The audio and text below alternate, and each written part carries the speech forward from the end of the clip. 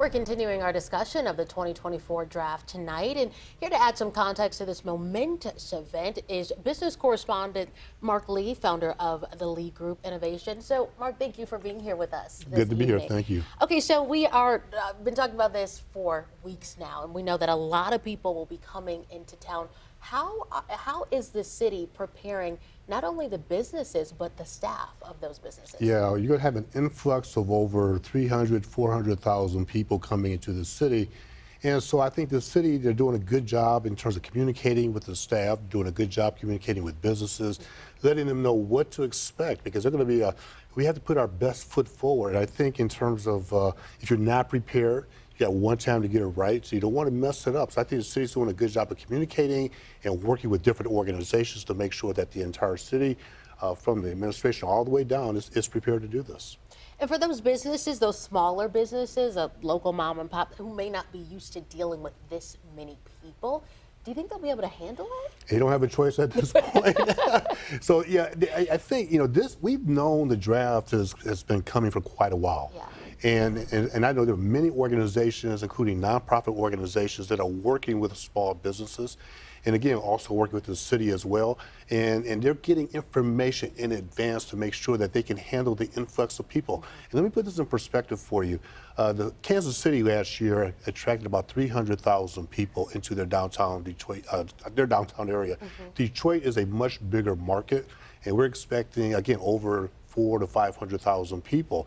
And that number could actually be larger because you're talking about people coming in from Chicago, Cleveland, Indianapolis. Those are also NFL markets. So the point here is that I think the small businesses have had the opportunity to get themselves trained. They need to find the staff, increase their staff to make sure that they can handle the influx of people as well. And speaking of that, increasing the staff, where do you find the people? We know that there are so many staff shortages. I mean, is it temp hires? What does that look like? It's a combination of both. I talked to a small business last week, and what he was doing is he was literally reaching out to his many personal contacts, quite frankly, getting them on board. He was reallocating his resources from another piece of his business. So in other words, he was moving them from one location within his business to the downtown location where they're currently staffing up. So I tell people at this point, there is a hiring shortage. There's a labor shortage. You need to work your connections. You need to work your contacts.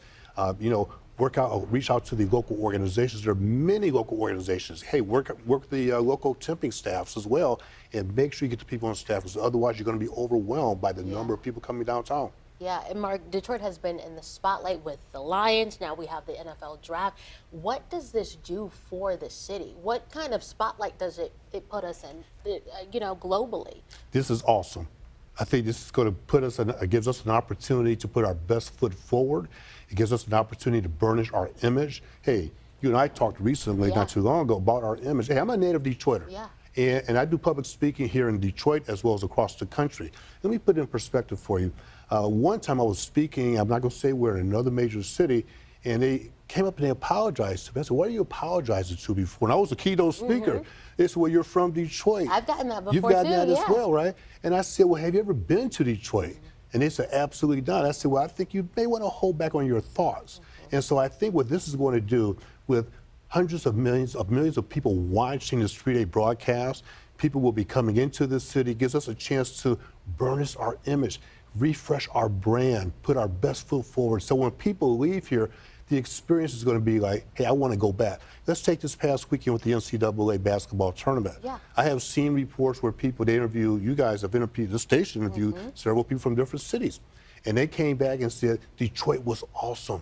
In fact, it was better than other cities I've ever experienced. And I think that's what this opportunity is going to allow us to do, is to put our best foot forward and begin to change that narrative as well. Yeah, it's a city where you can expect the unexpected. All those things that you've heard about Detroit, when you visit, you'll change your mind. I think so. Do you think Stephen A. will change his mind? He had a hot take when it came to Detroit. You know what? Stephen A. is Stephen A. Yeah. And Stephen A. is always going to try to create controversy and try to create a conversation, create eyeballs. That's what he's paid to do.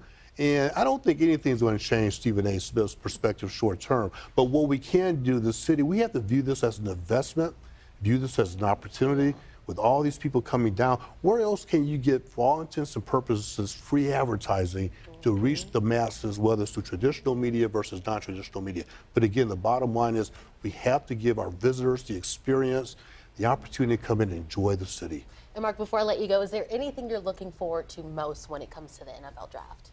I want to see the Lions continue to get better. Yeah. And something real quick, I want to say the Lions are coming off of a hot season.